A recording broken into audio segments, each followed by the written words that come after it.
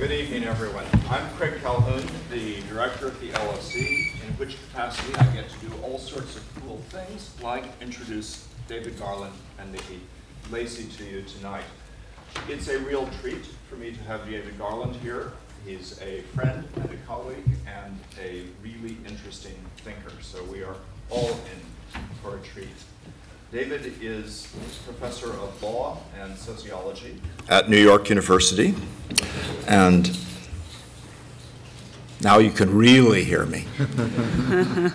And David is one of the world's leading thinkers on issues of crime and punishment and how they relate to the growth of the welfare state and to issues of social justice and inequality and more broadly social organization. And he truly brings together law and sociology and has throughout his career. He was previously on the faculty of Edinburgh University's law school, but at NYU he has always held a joint appointment in law and sociology, and he has authored a range of critical and important books on the issues of the death penalty, on the issues of punishment and the welfare state, and a host of other topics. But if I keep talking, we won't have David talk, and that would be a loss. So let me welcome David, and at the end of his remarks, we will have our own Professor Nicola Lacey from the law school, the Gender Institute, and the social administration at the LSE, and Nikki will respond briefly to David's remarks, and that will set the tone for you to respond to David's remarks with your questions. So please join me in welcoming David Garland to speak about what is the welfare state.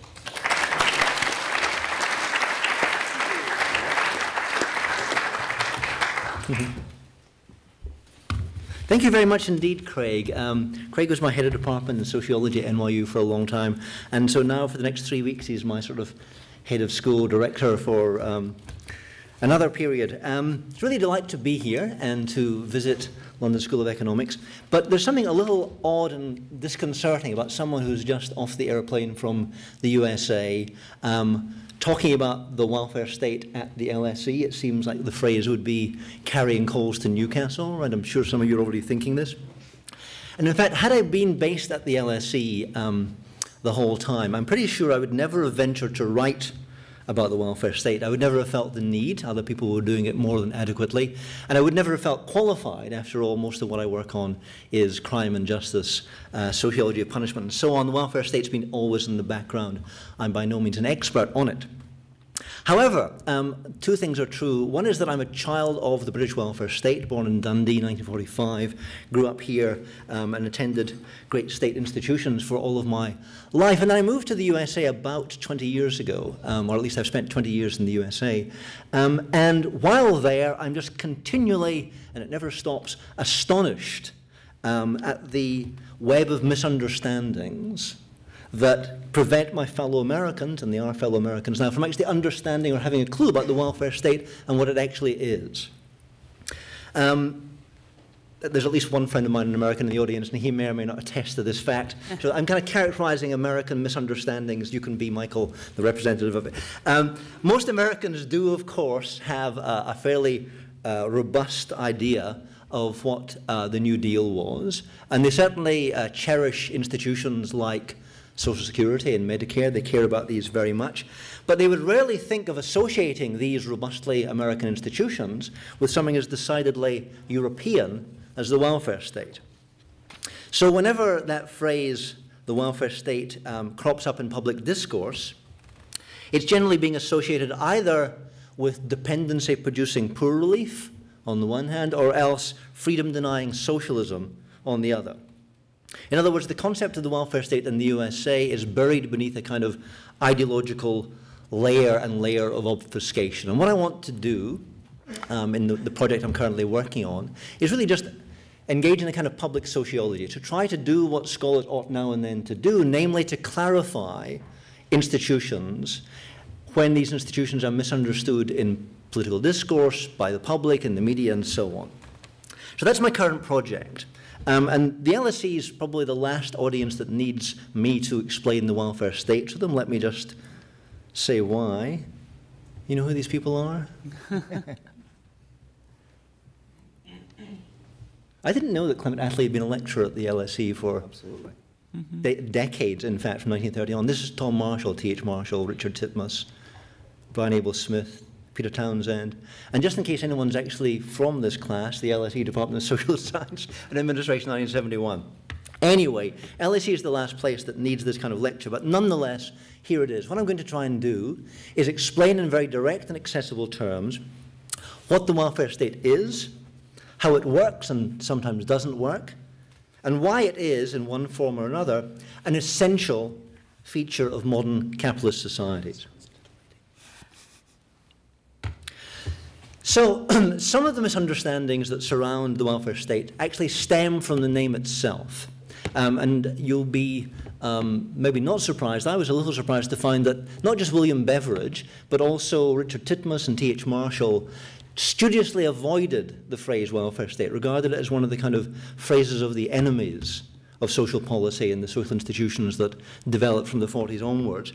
But nonetheless, the name caught on, and the welfare state is what we talk about. But the name itself, I think, gives rise to a number of institutions. Let me say what I mean. First of all, what we call the welfare state is not primarily about welfare, and certainly not primarily about welfare of the poor. It's about social insurance and social services and social rights, and particularly about the social regulation of economic action, the chief beneficiaries of which are not the poor, but rather the middle classes, and particularly those in employment, and of course corporations and capital and employers. Nor is the welfare state necessarily about the state or state institutions. It's true, of course, that welfare state programs are legislated and they're funded by government. They depend for the most part upon taxation and upon legal compulsion to make them possible. But services and benefits that these programs provide need not be administered by state officials. In many European countries, the administration of social security, of social insurance, the delivery of benefits is devolved to religious and voluntary associations. In Canada, for example, healthcare is privately provided, although paid for from government insurance. And in the USA, and what people call the hidden welfare state sometimes, a great deal of tax-funded welfare is actually delivered via private employers as an aspect of employee compensation. Never seems to anyone as if it's a welfare transfer, but that's exactly what it is. It's just that the beneficiaries tend to be highly placed corporate employees rather than the middle classes. Nor is the welfare state an appropriate way to describe the state as a whole, as if the totality of central and local government were taken up with the task of welfare provision. What I mean is that no modern state is a welfare state, not Britain in the 1950s and 1960s, not Sweden in the 1970s. Properly used, the concept only ever refers to a specific sector of governmental activity, one part of a larger complex that carries out many other functions and many other heads of expenditure. On the other hand, and this I think is very significant, there is no state in the developed world that lacks a welfare apparatus, a welfare state apparatus, and all modern states devote a significant fraction, typically about 20 to 40% of GDP, significant fraction of their budgets to social expenditures. So, although welfare states take a variety of forms, the existence of some such sector is a feature of all developed nations. So, the welfare state, I think, is a misnomer, and you can see that even Richard Titmuss eventually had to use the term, but he insisted on the scare quotation marks, the welfare state, not exactly something he wanted to directly address. So that's what I'll be talking about. One final observation or caveat about the term the welfare state, because that's indeed the title of my talk, what is the welfare state? I want to insist on the one hand that the welfare state doesn't exist. Only specific welfare regimes, each of them with a distinctive mix of programs and institutions, exist. Nevertheless, this evening I'm going to talk much of the time about the welfare state as a whole and the welfare state as such. In other words, a kind of the ideal type of the welfare state is what I want to talk about.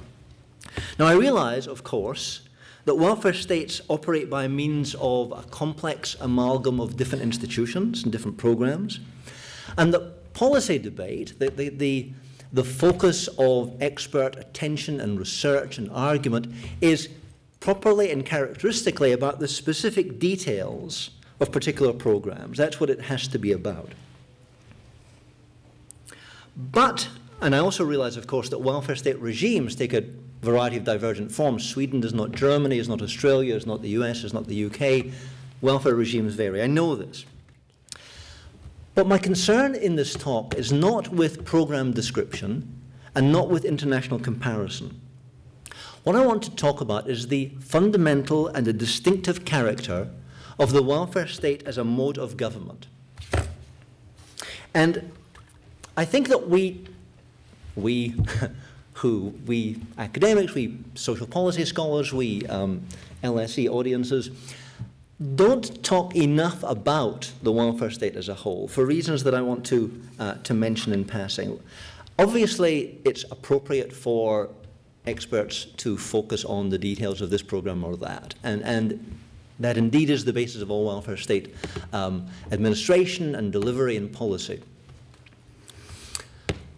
But by avoiding talk about the welfare state as a whole, by avoiding general characterizations, social policy experts often leave that generalization to the welfare state's enemies, who have no hesitation in discussing the welfare state in bold, holistic terms.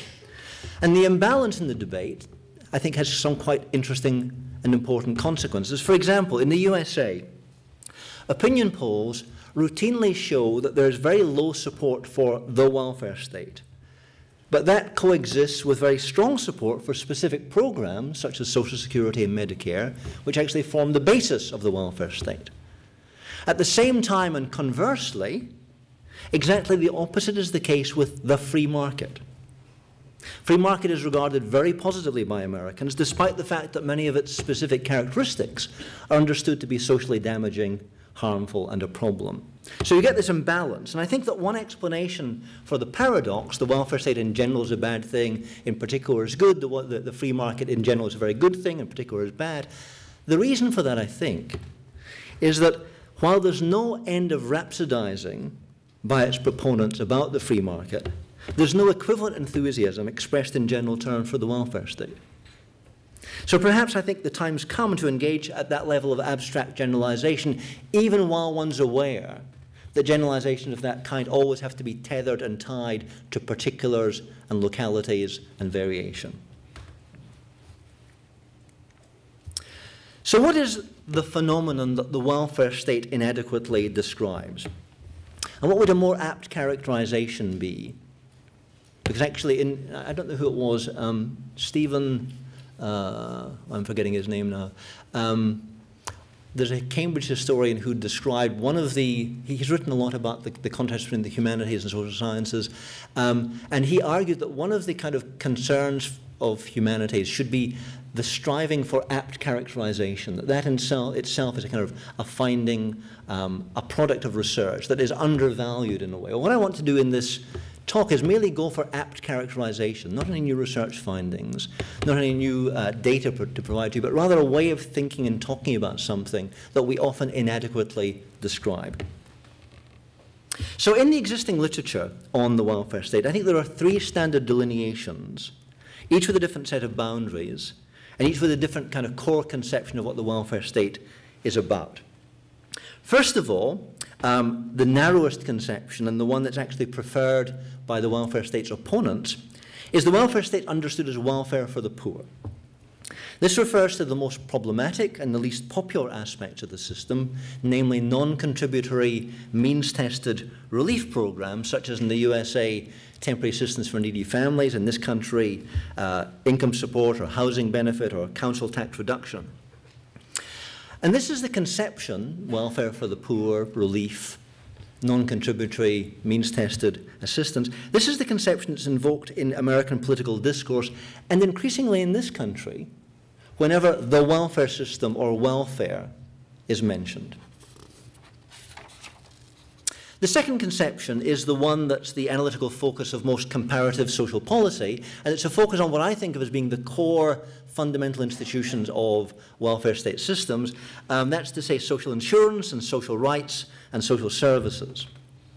These include the mainstay social insurance programs, national insurance in this country, Social Security in the USA, Medicare, National Health Service, and so on, all of which account for, or these account for the greatest part of government social expenditure. But there's a third conception of the welfare state, a conception of the welfare state as government at the level of the economy and at the level of the population. And this is a little less familiar, although it's actually more or less standard in political economy and also in institutional sociology.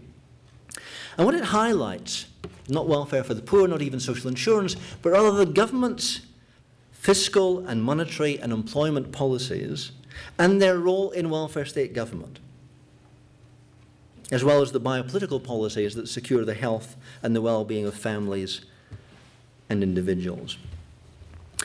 This last dimension, the third one, is, I think, often overlooked in social policy textbooks. They leave it to the economists. But even in the welfare economics textbooks, they leave it to the political economists. So it's kind of shunted aside as if somehow this is not exactly the same thing as, or closely enough connected to be thought of as part of the welfare state. Interestingly, the Varieties of Capitalism literature mentions this and foregrounds it in, I think, a very appropriate way. So too does, coming from a different place, Michel Foucault and his notions of governmentality. And actually, I'm going to talk about governmentality as a way of thinking about what governments do and how they do it in talking about the welfare state. But what I want to just say about these three conceptions is that instead of thinking of them as competing, mutually exclusive characterizations, instead of choosing between them, I think we ought to view them as being concentric circles of welfare state government, each one forming a structurally integral element of the whole. So at the core of the welfare state, as I said, are institutions that insure against loss of earnings through unemployment or old age or sickness, ill health. And they use what Winston Churchill called the magic of averages, or more prosaically, risk spreading and forced saving and consumption smoothing, to provide stability and security in an otherwise volatile labour market and to the families that depend upon them. But this social insurance, and this is very clear if you read the Beveridge report, but alongside it read the report produced by Beveridge 2 years later called Full Employment in a Free Society, he is absolutely clear and explicit that there is no welfare state, there is no national insurance or national health service without economic management. And in particular without the production of full employment, which he took to be absolutely crucial to underpinning the welfare state. But right from the beginning in the Beveridge conception in this country, governing the economy in aggregate terms and social insurance and social assistance are all understood as one part, three parts of the same integral undertaking. So social insurance depends for its solvency on economic policies that compel contributions but also raise taxes, sustain employment and promote growth. Social insurance simultaneously contributes to these economic ends by enhancing labour flexibility and mobility, providing economic security, and enabling counter-cyclical spending. And these social insurance programs are in turn supplemented by the safety net of social assistance, the means-tested non-contributory benefits. The architects of the welfare state in this country and the New Deal in the USA always imagined that social assistance would wither and die as everyone became insured and there was no need for coverage of the uninsured. Of course, transformations in the economy and family and indeed in government policies instead have made social assistance a much larger part of welfare states everywhere, in fact, but particularly in the UK and the US. But social assistance is itself a form of counter-cyclical economic spending, and it's necessary to, as it were, sustain and extend social insurance beyond the labour market. And again, it's integrated into the economic management of the nation. So none of these three sectors can exist long without the others. Each is a structural support for one and each. So this is a definition, I guess, of the welfare state that I'll be thinking of, I'll be using. I won't go through it with you. But basically, the idea of what the welfare state is governing the economy and the population in the interests of security and stability and welfare, utilizing specific tools, those of insurance, economic management, social provision, and together with legal regulations and forms of expertise and compulsion required for the operation. Okay, I mentioned before that I want to somehow utilize the notion of governmentality to frame and think about the welfare state. That might seem like a wrong turning to take, and one's trying to make something in the welfare state accessible and to understand what it is. Why use a term which most people, even when they think they can use it, don't quite understand how to define or to explain? Let me try my hand at explaining what governmentality is and why it's useful for thinking about the welfare state.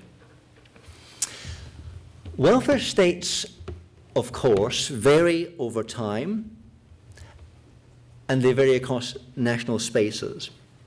But what I want to suggest, what I've already indicated, is that beneath this variation, there is, I believe, a common set of governing principles, a shared rationality, a shared set of formulae for exercising power, organizing and administering security and relief and so on. And this shared rationality is what I want to describe. I think it's distinct in as much as the welfare state historically emerged around this rationality, and that wherever there are welfare states, this is still at the core of what they do. Even though welfare states have gone through, Beveridgean, Bismarckian beginnings to neoliberal and then eventually kind of post-industrial versions, even though they vary from social democratic to Christian democratic to liberal, market-oriented, all these different variants of the welfare state are still the welfare state because they're organized around these principles of thinking what government is and exercising governmental power. That's the claim that I want to make.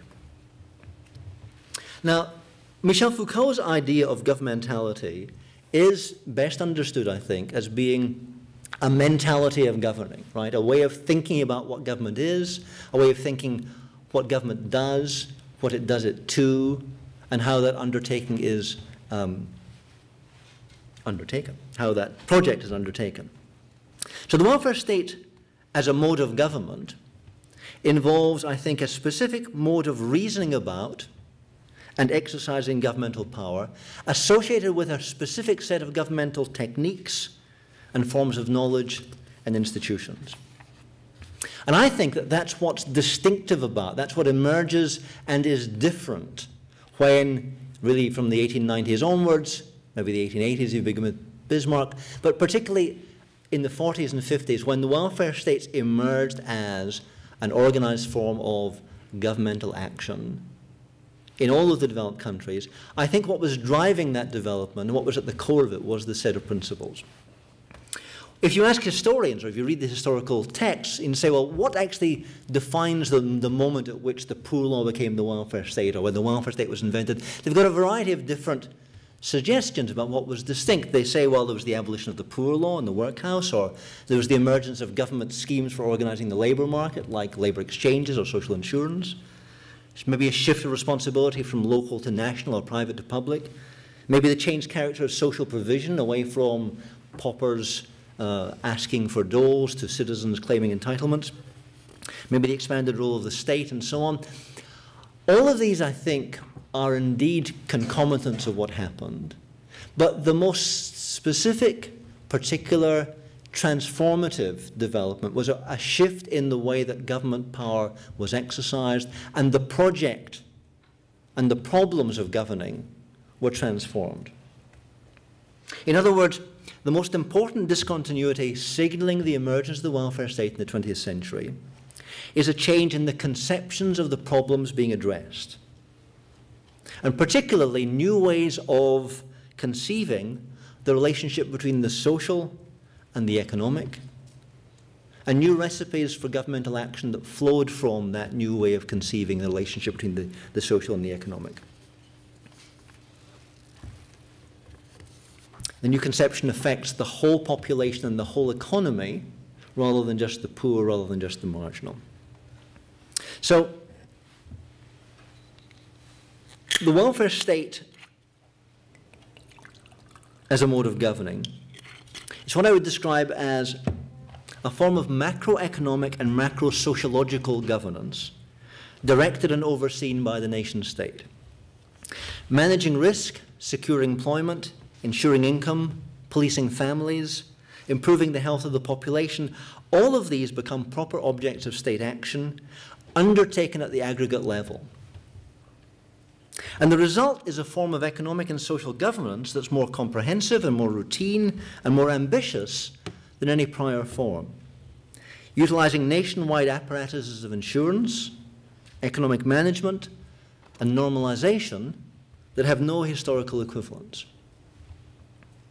So despite the various worlds of welfare, and despite the historical changes in welfare state programs and objectives and criteria and so on, I think it's this distinctive rationality of governing that continues to animate the social and the economic policies of our time.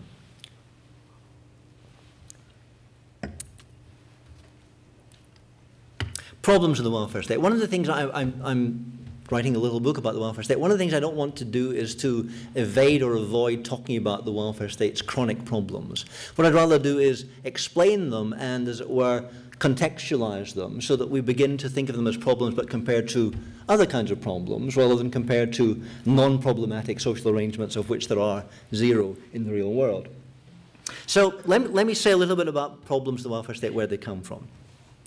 The basic function of the welfare state is to modify the economic outcomes and the social relations that a free market society would otherwise create. So what this means is that the welfare state is, by design, a pragmatic problem-solving device rather than anyone's ideal social relationships. Unlike its historical competitors, free market capitalism on the one hand, democratic socialism on the other, the welfare state lacks utopian ideals and lacks a pantheon of heroic proponents. It was a product not of revolutionary idealism, but rather of piecemeal reform, political coalitions, and compromise solutions. Its underlying principles, the ones I described before, were created not by visionary philosophers, but by civil servants and social scientists and government committees. Given this genealogy, it's unsurprising that the welfare state rarely commands unbridled enthusiasm. So this is familiar. Leftists always complain that it's too mean, too controlling, too moralizing, that it's no substitute for a radical redistribution of wealth and property.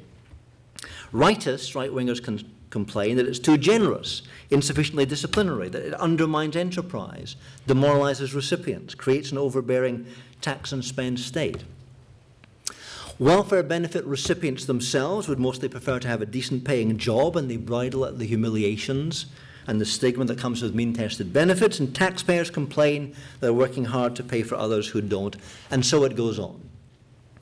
In other words, the welfare state is everyone's second best solution.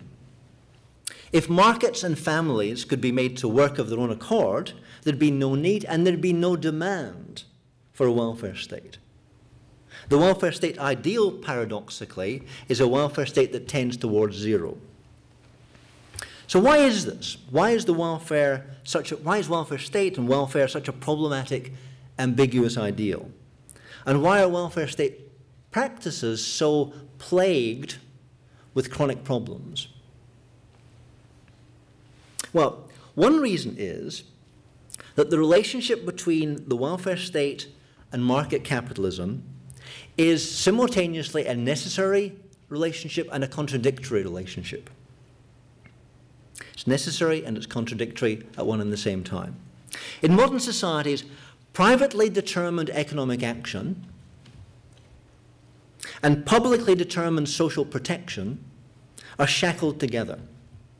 And they're shackled together in a contradictory unity in which each aspect works simultaneously to sustain and make possible, and at the same time undermine and make contradictory the other. The two things are necessary, and they're, as it were, mutually antagonistic. And within this contradictory unity, this is really rather important, the welfare state is always the secondary institution. It's always the ancillary. It's never the primary distribution. It's never the fundamental. Welfare state transfers are politically defined allocations. They're law, they're legislation, they're the outcome of government policy. They modify and transform what is regarded as a more fundamental distribution, that of the market and private property and market transactions. Now, of course, if you pause to think about it for a while, both of these distributions, that of markets and private property and that of politics and transfers, are socially constructed political outcomes. It's just that they have a different kind of chronology. The private property establishment is hundreds of years old and has the kind of imprimatur of history and legitimacy, and anything that challenges that is seen as revolutionary, whereas political transfers are last year's budget and are questionable and controversial and always up for grabs. So I'm not suggesting that something's fundamental, namely the market, and the other thing comes along and modifies it. They're both, as it were, modifications. Nevertheless, the way that we think about these things and the way that the power relations that exist shape the thinking of these things makes the case that the welfare state is the secondary modification of a primary distribution, which is the market, which is private property, which is ownership and choices of owners. So although a well-adjusted and a high-functioning welfare state can enhance a nation's economy, that expansive welfare state can only survive if it's underwritten by a flourishing economy and sustained economic growth. And that's the kind of priorities that are always in focus with real governments in real time. Welfare state, in that sense, is always, welfare state government for that reason is always a delicate balancing act. It's always a matter of modifying economic outcomes without obstructing enterprise, protecting labor without reducing employment, limiting exploitation without provoking capital flight, and so on and so on. It's also, the welfare state, it's also always a regulatory challenge. Welfare state government seeks to improve social and political controls, seeks to impose social and political controls on economic processes and family processes that all too easily escape, evade, respond perversely to these regulatory efforts. So there are, as it were, fundamental, what I would call system conflict problems that are intrinsic to the welfare state, characteristic to the welfare state, and basically shape the chronic difficulties that emanate from welfare state practices. They create the ongoing contradictions and periodic crises of the welfare state. And I don't have time to go into them in detail just now. I'll simply mention that the kind of problems that one sees all the time are, on the one hand, administrative problems, social policy problems that affect particularly social assistance. And these have been problems that have been around since the Poor Law, but are pretty well understood and can be modified and managed and are done better in some places than others. These are the kind of problems that the critics of the welfare state mostly attach to. But actually, there are major problems of adaptation. The welfare state is geared to the economy. The welfare state is geared to family life. And as family life and economic life are transformed constantly in a dynamic kind of development, the politics of social policy provision that adapt to these changes is a kind of chronic difficulty for governing. And depending on the character of the political institutions, is easier or more difficult to bring about. Somewhere like the USA is chronically challenged in its ability to, update entitlement reform or to kind of legislate a healthcare provision, simply because the institutions there are so dysfunctional in adapting welfare state provision, even when everyone agrees that it needs to be adapted. Other places, the Nordic countries, are much better at doing so, but they also have that ongoing problem. But the fundamental problem in the welfare state is, of course, a political one. That's to say that every new program, every new policy, every adjustment made in a welfare state transfer program or a benefits program or a insurance program is a matter of creating new winners and new losers, people that pay and people that receive, shifts in the balance of power.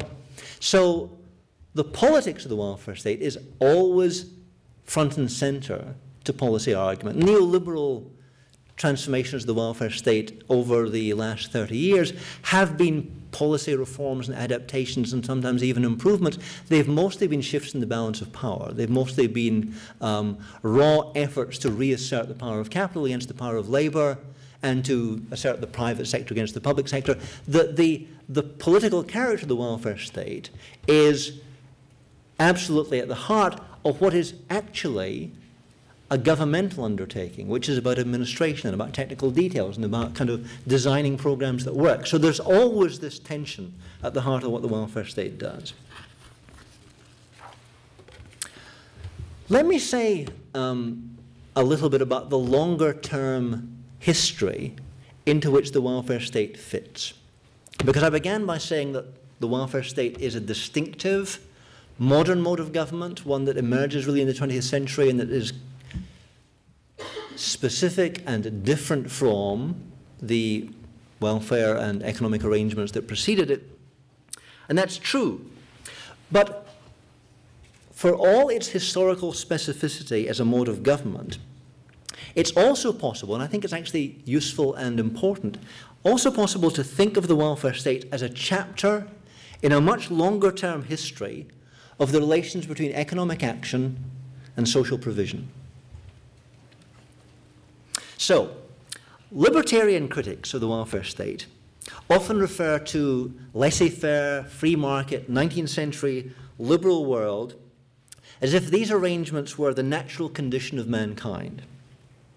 They view the self-regulating market, put these in inverted commas, self-regulating market as the original state of nature, and they regard government interference, again in inverted commas, as largely illegitimate and counterproductive. So that's the story that one often hears, especially, I guess, in neoliberal settings, well, actually, this is sort of like dumb neoliberalism, but basically the argument you hear time and time again is this notion of somehow or other, there's the self-regulating market, then there's the kind of despotism and government intervention that messes things up. As if somehow there was that pristine state, maybe it was, around 1834 in the New Poor Law or something, I don't quite know. And then since then, the welfare state and so on has intervened illegitimately, producing all these perverse and negative consequences. But actually, and obviously, in the broad sweep of history, 19th century laissez-faire capitalism was very much an exceptional case.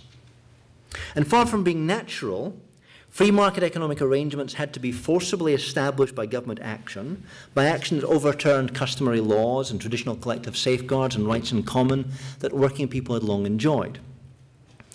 Traditional societies, to give one name to this huge mass of pre-capitalist social formations, traditional societies did not have distinct economies, again in inverted commas, that were set apart and organized according to a purely economic logic of profit and loss. They did not regard market exchanges as transactions that ought to be governed solely by the laws of supply and demand, nor did they separate work from the worker by treating commodified labor power as an alienable property that's distinct from the human beings who labor or the social context in which that labor is undertaken. Instead, in different ways, in different places, production and exchange were always embedded in and constrained by religious and moral and social rules that limited exploitation and protected against starvation in times of dearth or famine. Now, to point to these protections and these restraints is not to romanticize the pre-capitalist past or to represent it as some kind of merry England idyll of mutual care and support. Obviously, pre-market social arrangements were neither equitable nor democratic.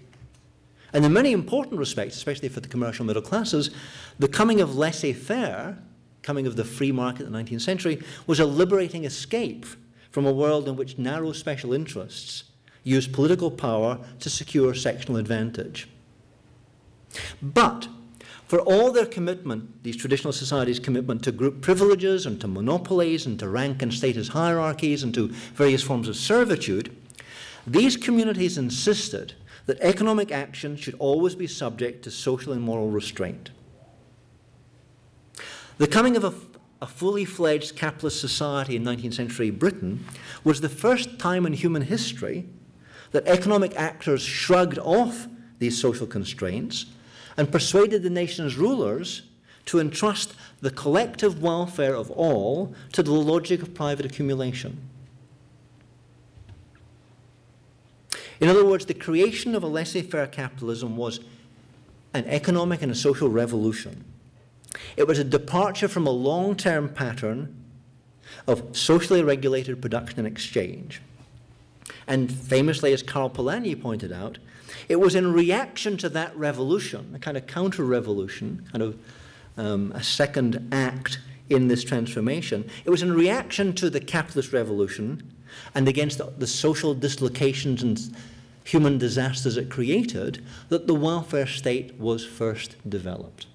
And developed, as Polanyi points out, not by communists or Marxists or liberals or leftists or by social democrats or Christian democrats or by Christian reformers or by moralists, but by everyone coming from all sorts of different directions, precisely because the free market capitalism generated all these externalities, all these problems, that they created problems in every area of social life and created responses that demanded social protections of one kind or another, out of which eventually the welfare state emerged. So, I guess what I'm trying to say in some elaborate fashion is that you can think of the welfare state as a kind of normal historical fact rather than an aberration. Viewed in long-term perspective, the coming of the welfare state in the 20th century does not mark the beginning of an era in which social protections overlay and interrupt economic processes. It doesn't represent a turning away from a natural order of untrammeled commerce. Instead, the welfare state is the resumption, in a distinctively modern form, of a near-universal pattern that had briefly been pulled apart by the emergence of free market capitalism.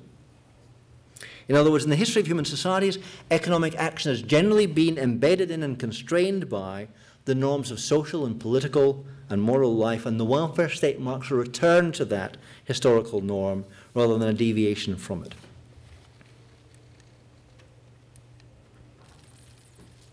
Okay, yeah, I guess I have time to do this. A word about the social basis of the welfare state and about how to think about it. Sociologists and historians both sometimes refer to the welfare state as a kind of moral economy. That's a phrase that E.P. Thompson, about whom Craig Calhoun has written notably, and James C. Scott and others have used the notion of a moral economy. The idea is the welfare state is a moral economy imposed upon the amoral world of market exchange. And books, influential books like The Gift Relationship by Richard Titmuss or The Needs of Strangers by Michael Ignatieff, they pick up on this moral vision and they point to the altruism of the welfare state and to its embodiment of fellow feeling and social solidarity. But I think characterizing the welfare state as moral or altruistic has the effect of simplifying and idealizing the motivations that were involved in its creation, and it fails to capture the complex web of values and power relations that underpin the welfare state's long-term reproduction. So, attractive and uplifting as it is, this idealized account misses some of the robust social forces that sustain the welfare state, not just in transitory moments like this one, of a kind of heightened idealism. This one I'm pointing to the slide, The Spirit of 45, but also sustain the welfare state through prolonged periods of crisis and conflict. The motives that led to the creation of the welfare state were as varied as the political actors that took part in that process.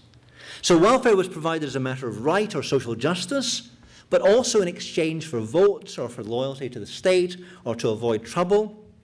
Social insurance promoted security, but in most of Europe and most of America, it also upheld occupational hierarchies, status inequalities.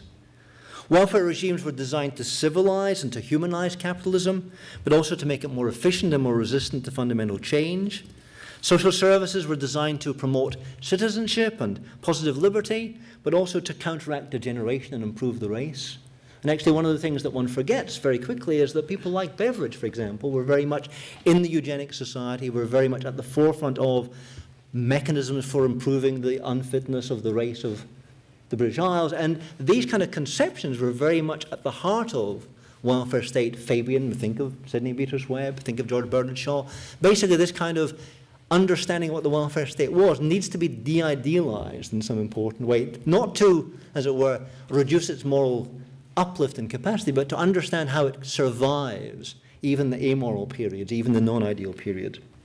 Finally, benefits were paid to secure workers, feed their families, but also to stimulate demand, to keep money circulating, to promote investment, and to sustain capitalist commerce. So, to make an obvious point, the welfare state has always been about economic efficiency as well as social equity.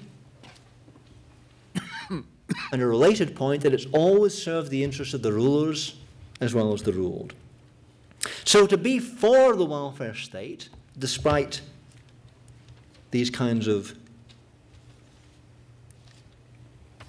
locations, to be for the welfare state is not therefore to be on the side of the angels. It's to be in favor of the social control of economic processes rather than being in favor of entrusting these processes to the private choices of economic actors.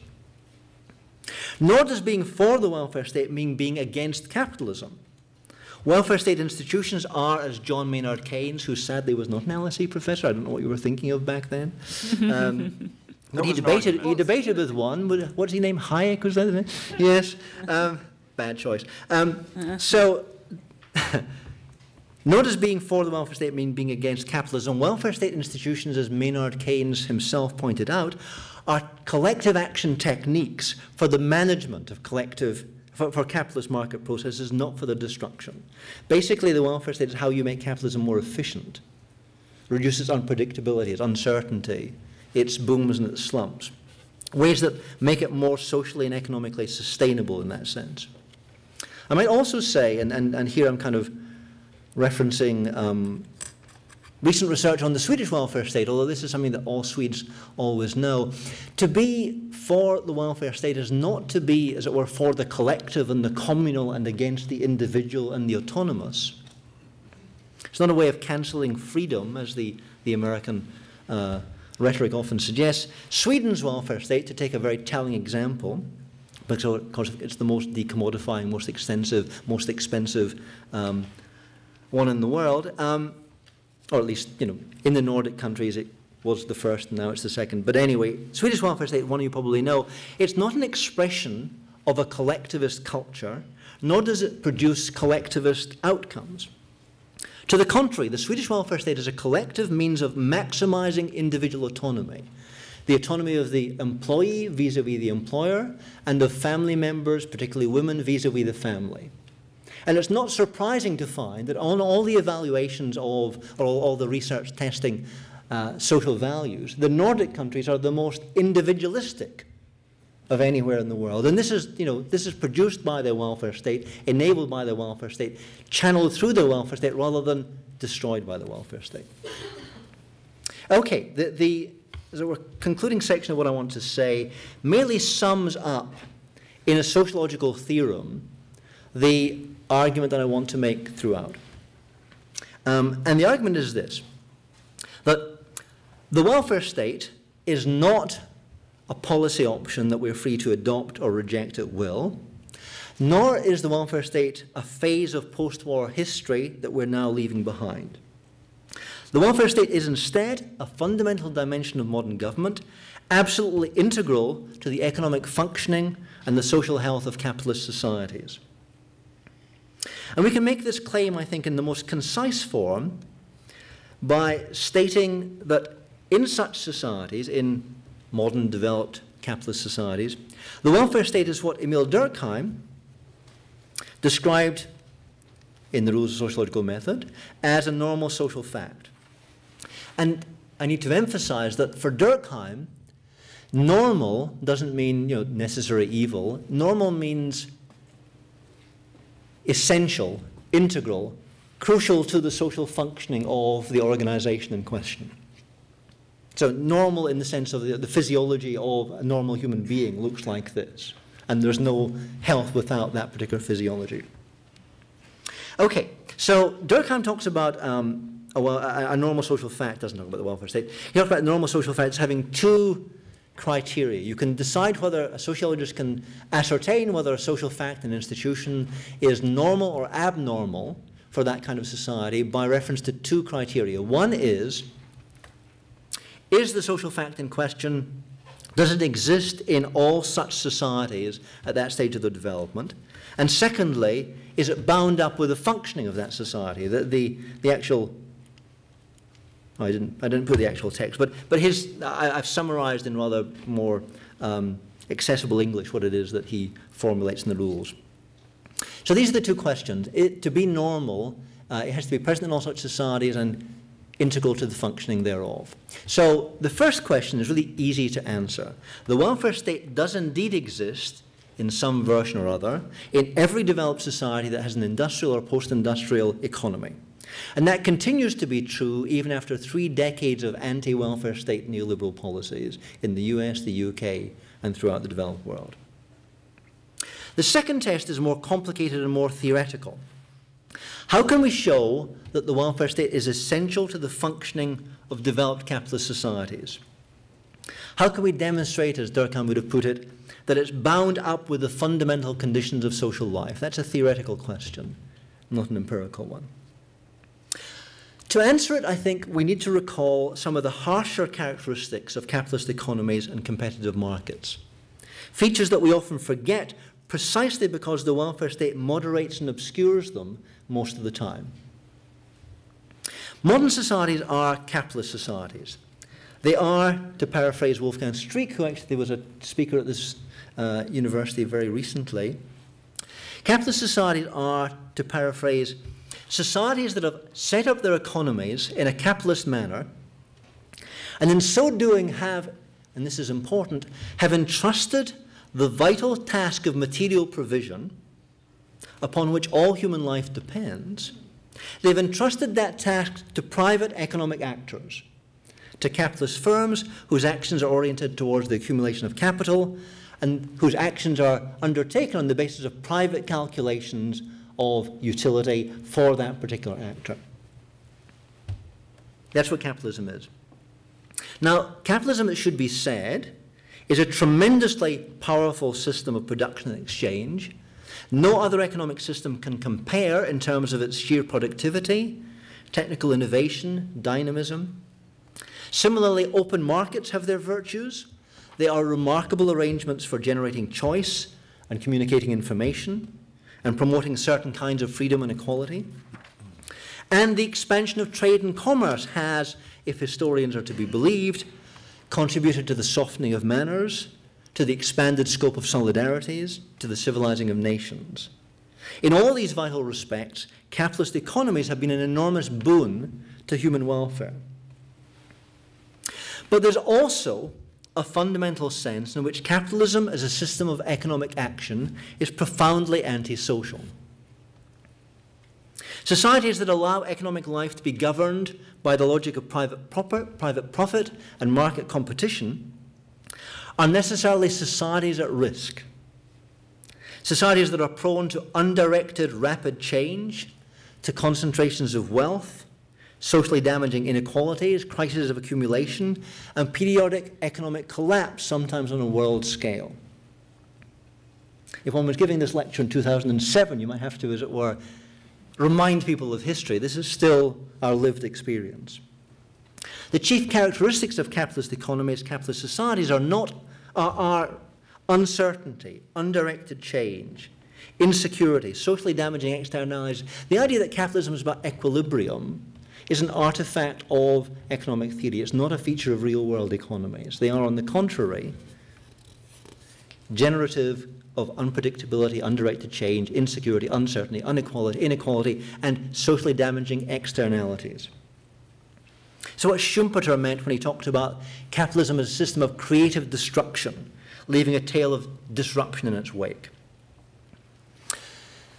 But, and maybe one would say ironically, at the same time, capitalist action, profitable capitalist action, itself requires a supportive social environment and an enabling material infrastructure.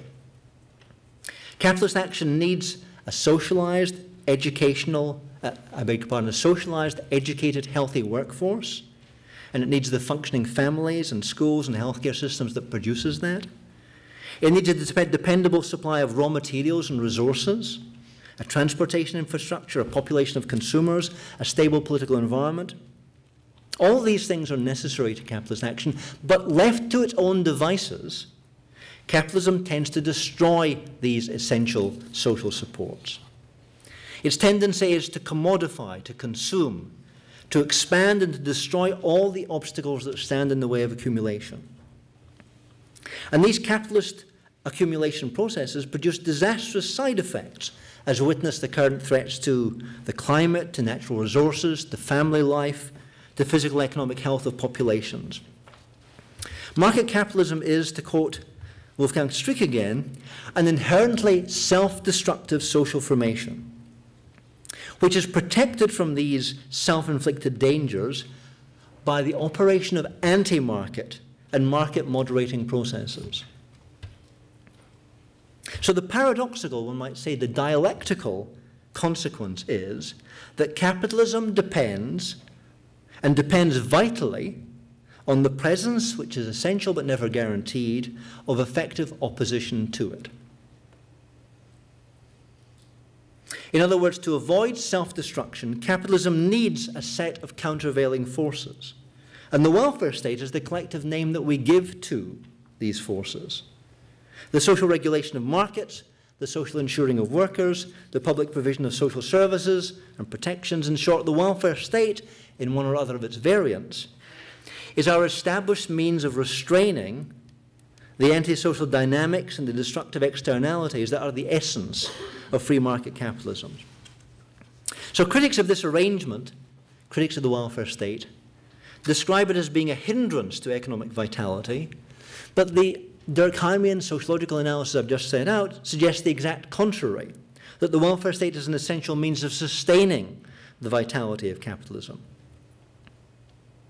So welfare state programs may be, and they are, inherently problematic and non-ideal, but they're also an essential counterweight to the non-ideal and problem-prone capitalist economies that couldn't exist without them.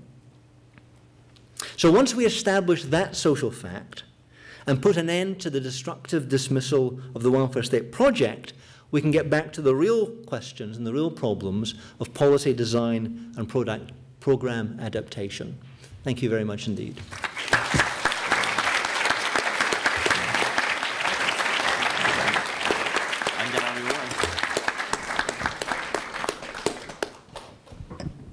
Okay.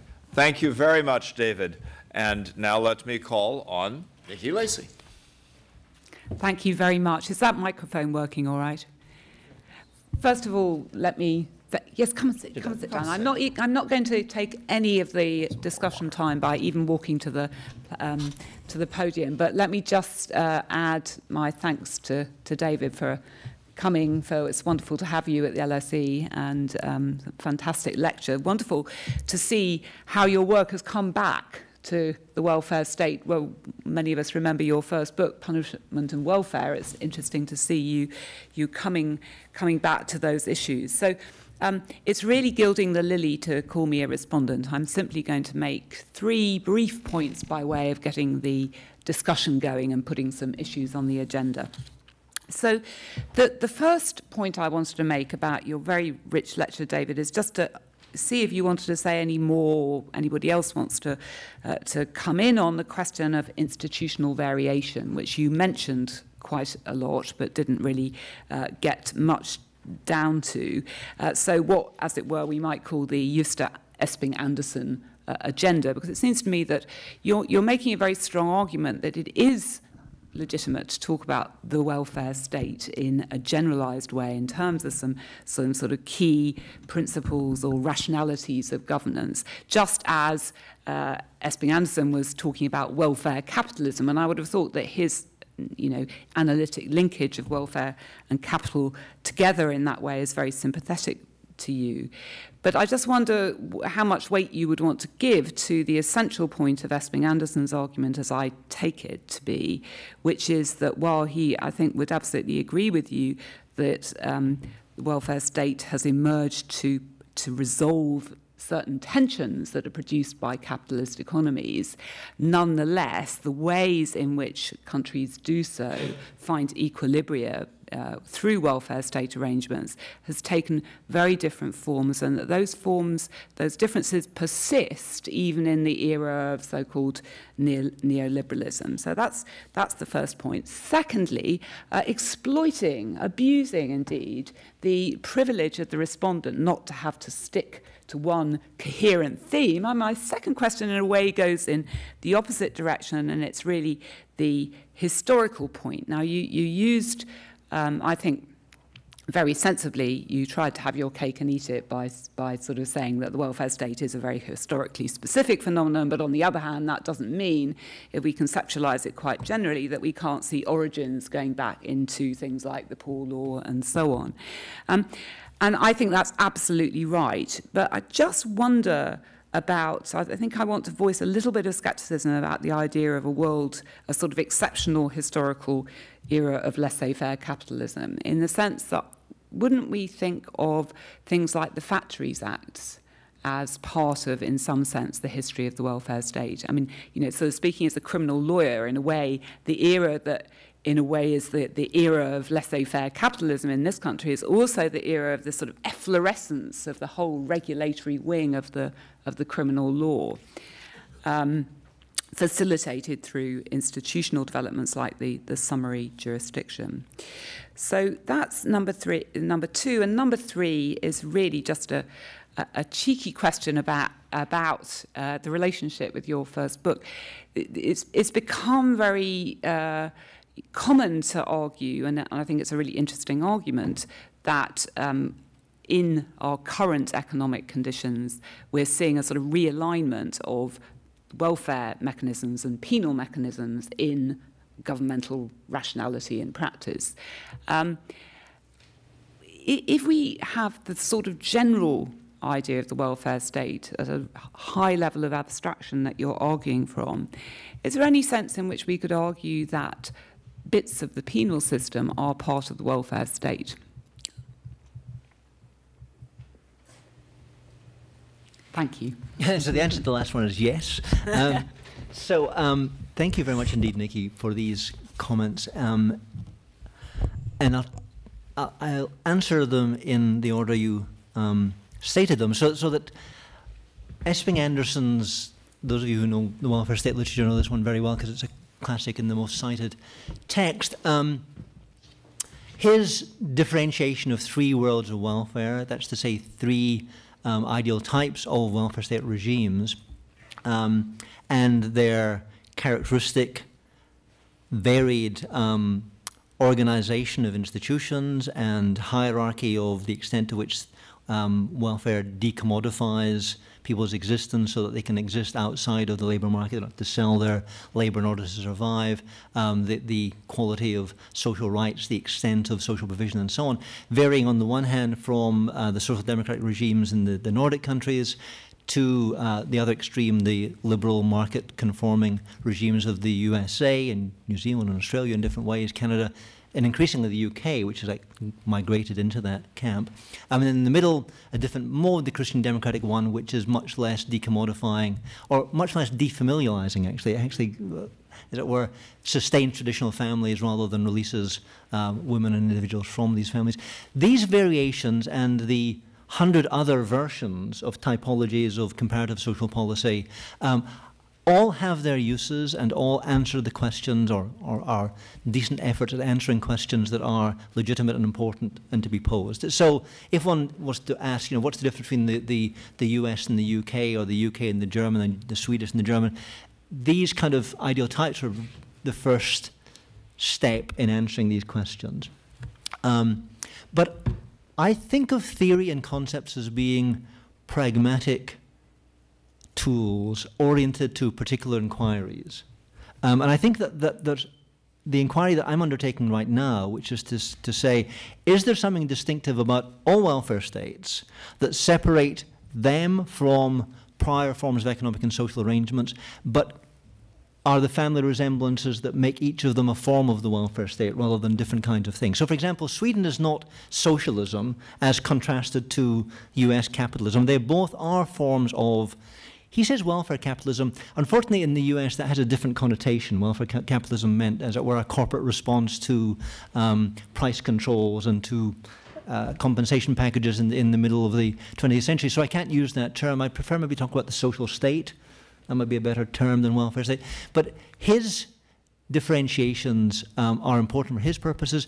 My effort to focus in on one, as it were, mode of government that is the welfare state mode of government in all its variants has, I think, some leverage and some use in my particular project answering my particular questions, but you would have to chuck it as soon as you moved on to a different set of questions. So I don't want to say this is where we should be in some general sense. This happens to be what I'm asking about. The second point you make is exactly right, that even in its heyday, even in its most laissez-faire, most liberal with a kind of Manchester inflection, most free market character, 19th century England was never, as it were, a free market society. It was always a society that was, which exhibited forms of social protection, some of these operating at the level of the national government and UK law, like the Factory Acts, for example, but also many of them operating at the municipal level as kind of various forms of social provision without which, you know, economies and capitalist actors couldn't have got going. So there's never been a vision of a self-regulating free market laissez-faire society. That's always been a kind of myth and an ideal and maybe even aspiration of certain kind of social groups and economic actors. The Victorian Welfare State is a book by Derek Roberts that describes all of the characteristics that already existed in the Victorian era that give the lie to kind of laissez-faire in its extensive principled form. So that's exactly right.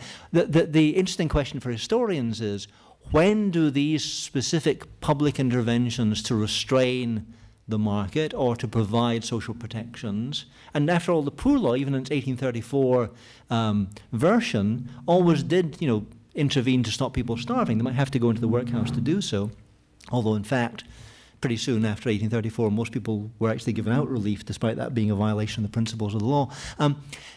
The question, when these forms of social provision and welfare protection, as it were, cumulatively or qualitatively are transformed into something called the welfare state, that's always been a question for historians.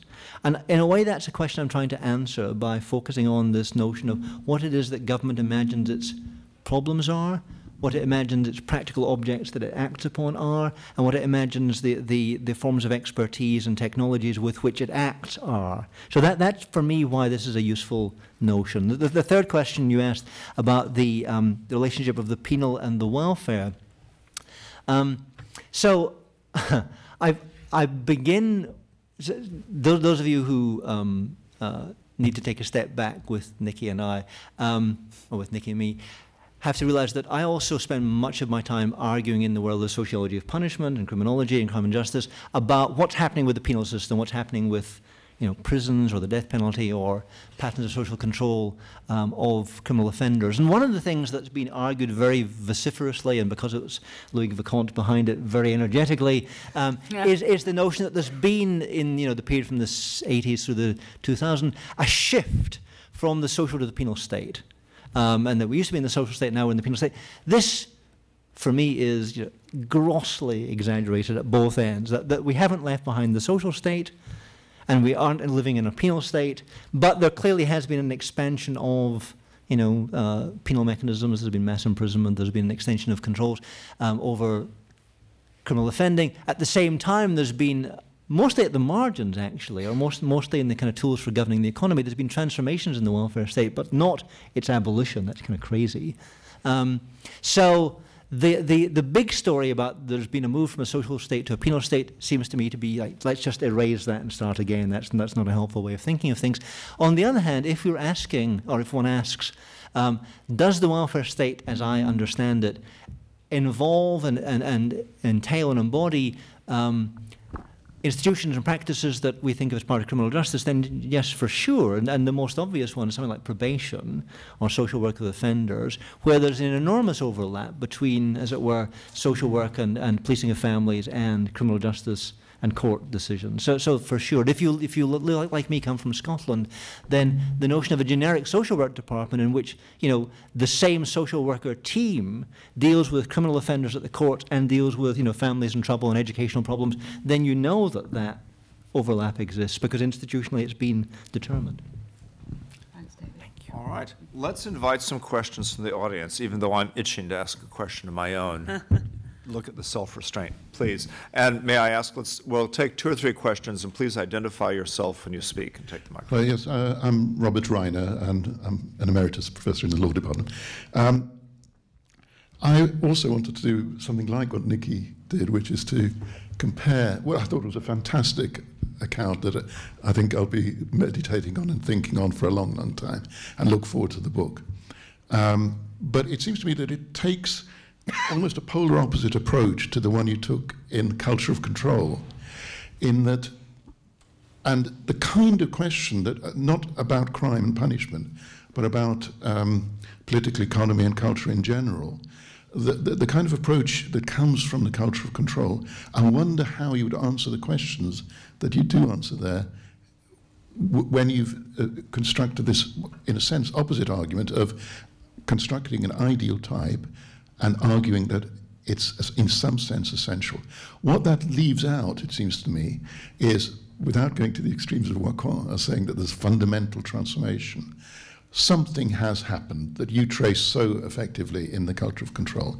And the world of discourse and of economic management and so on is fundamentally different now than it was in the 1940s and 1950s. It's not to say that the welfare state has been eliminated or it's been transformed, exactly as you say, but there has been this massive change, and it seems to me very difficult to explain in the terms of saying that somehow the welfare state is almost a functional prerequisite. It reminds me a bit of the arguments of certain Marxist economists in the 70s, arguing at the beginning of the development of neoliberalism, Ian Goff and James O'Connor and so on, that actually the Thatcherite agenda, as it were, would never be able to take place because welfarism was, in fact, an essential prerequisite. Now, you've developed a much more coherent argument, a much more convincing argument, and as with any Durkheimian notion of normality, we don't know what is normal, where you draw the line,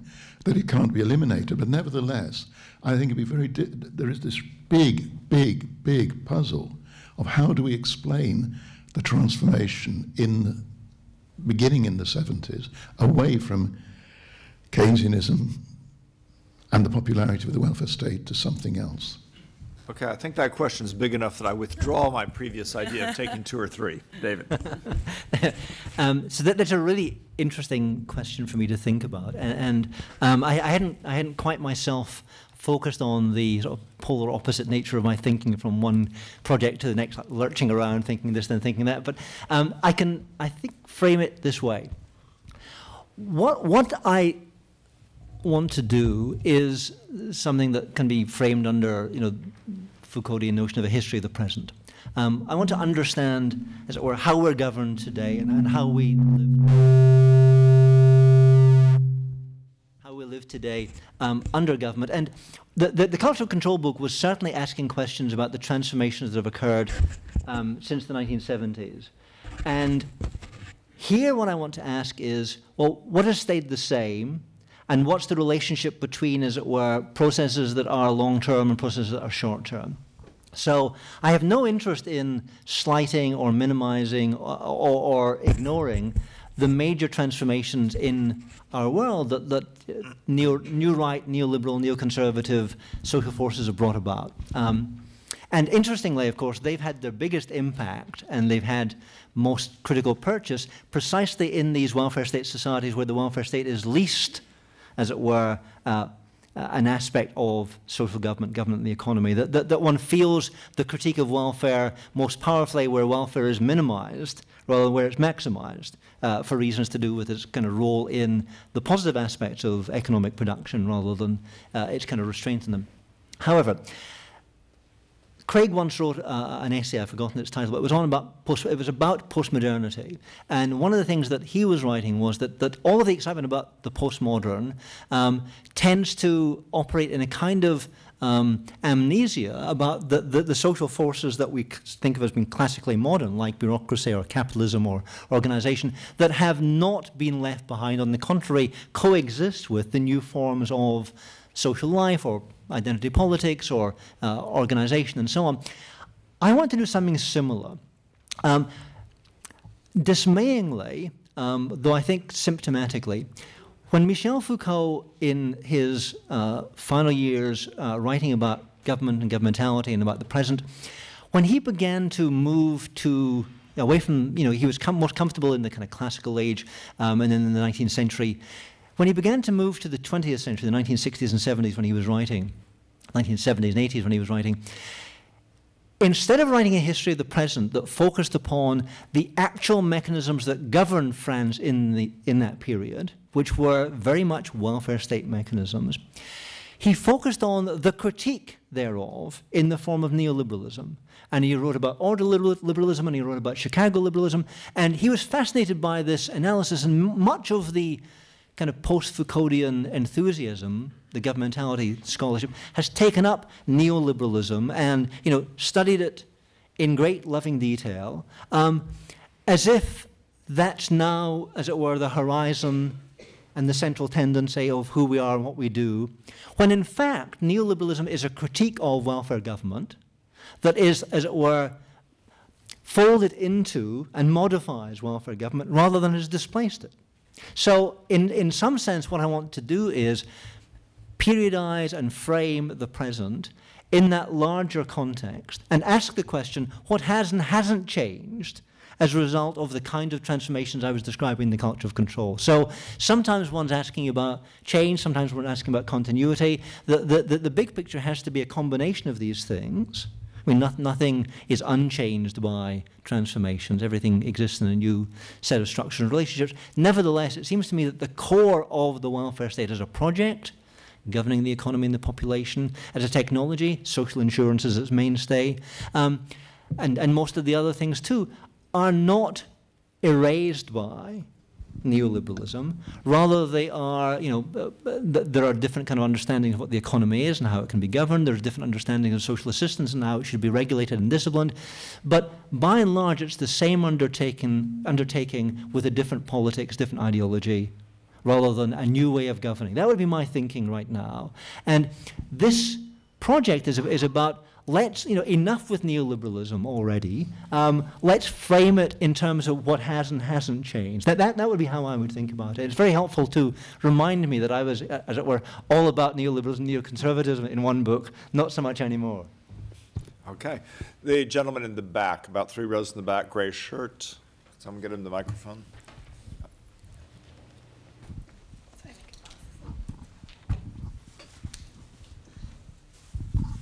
Thank you. Tom Schuller, formerly of the University of Edinburgh. My question, I think, follows on from the previous one, in a way. David, your 3 aspects of the welfare state, welfare for the poor, social insurance, governance. How does the capture of the welfare state by the rich, or the regressive nature of a lot of the welfare state, which you glancingly alluded to, and which Adrian Sinfield, your former colleague, did a lot of work in the previous generation. How do you fit that into those 3 categories? And perhaps a question that follows on from that is there a point at which welfare states become so distorted in the impact that they have, either functionally or socially, that you could no longer regard them as welfare states in the sense in which we normally understand them? You want to? Either way, let's take a couple because we're going to run out of time in just a minute here. So yeah, go ahead. That's fine.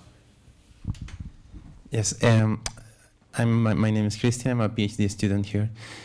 I want to ask you about, you talk about welfare state as an object in a Durkheimian way, and as a mentality in a Foucauldian way.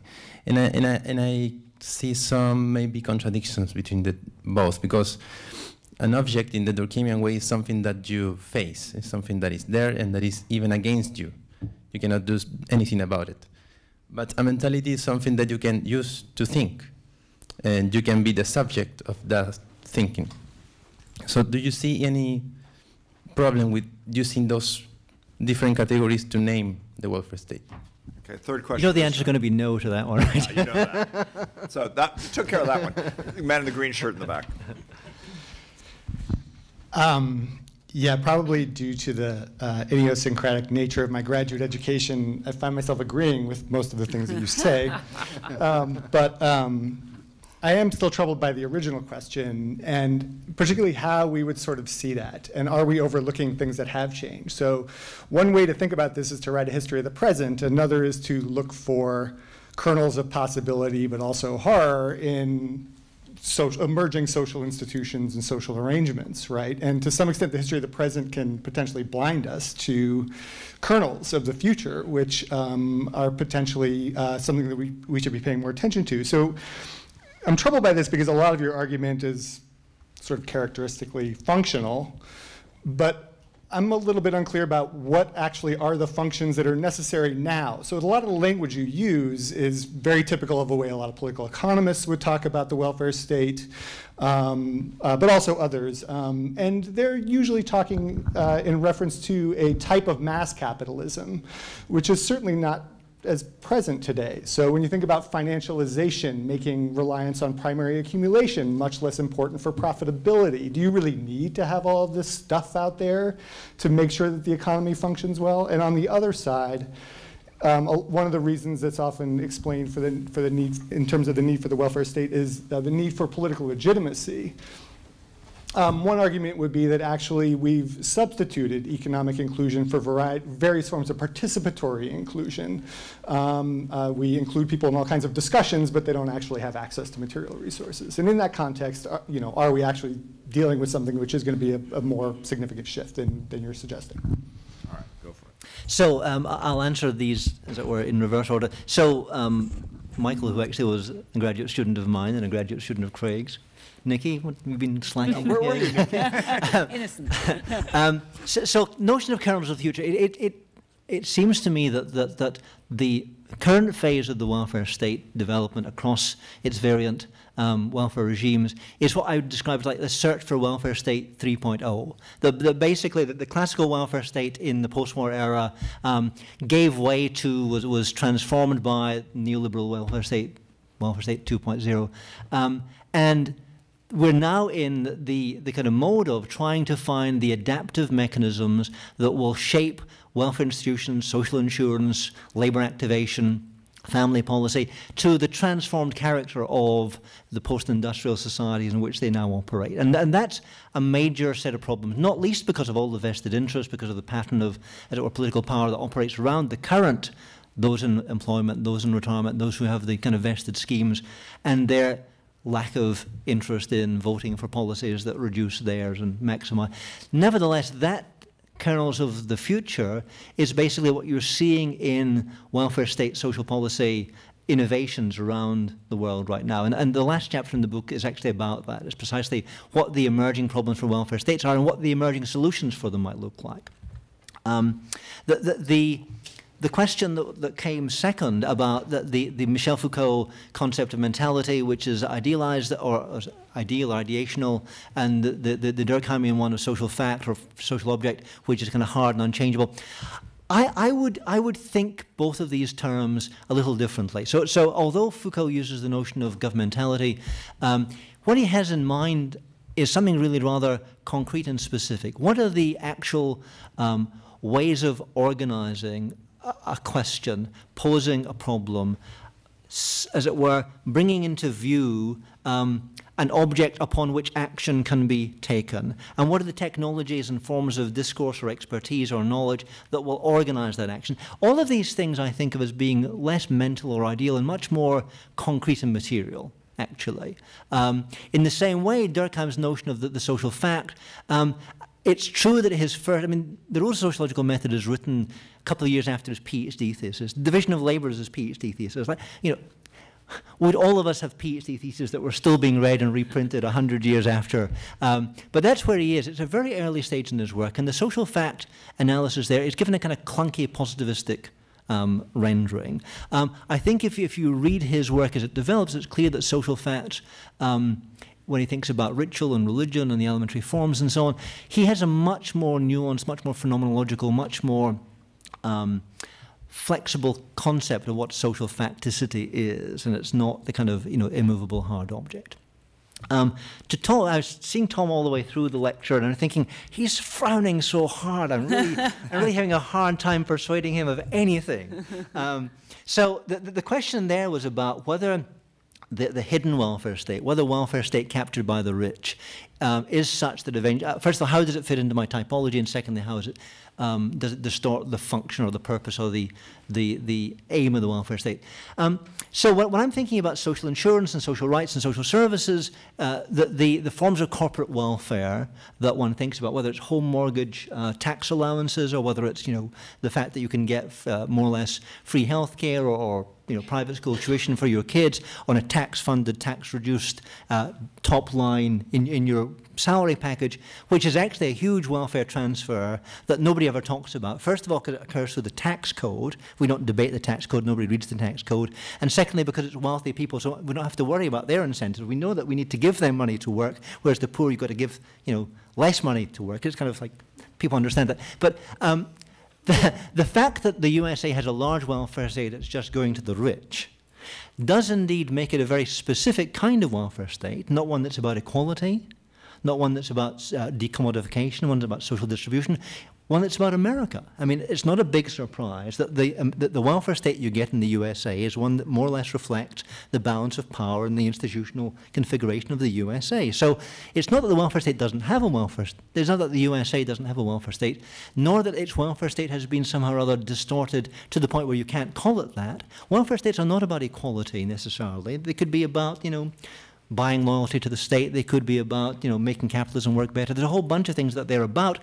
Any total social fact, and the welfare state is, a massively imbricated aspect of our social and economic and family existence. Anything that operates in so many expansive ways has all sorts of values and purposes going on at the same time. So I don't think you can say that this welfare state is, distorted to the extent that we can't even call it that. We need perhaps Esping-Anderson typologies that will tell us that the US welfare state is a liberal market-conforming one and doesn't look at all like the social democratic decommodifying one in the Nordic countries. That's the answer to that question. All right. For all of those who didn't get a chance to ask your questions, I feel your pain because I didn't either. But alas, it's already after 8 o'clock, and it's time that I need to call the event to an end. Thank you, Nikki. Thank you, David. Thanks to all of you.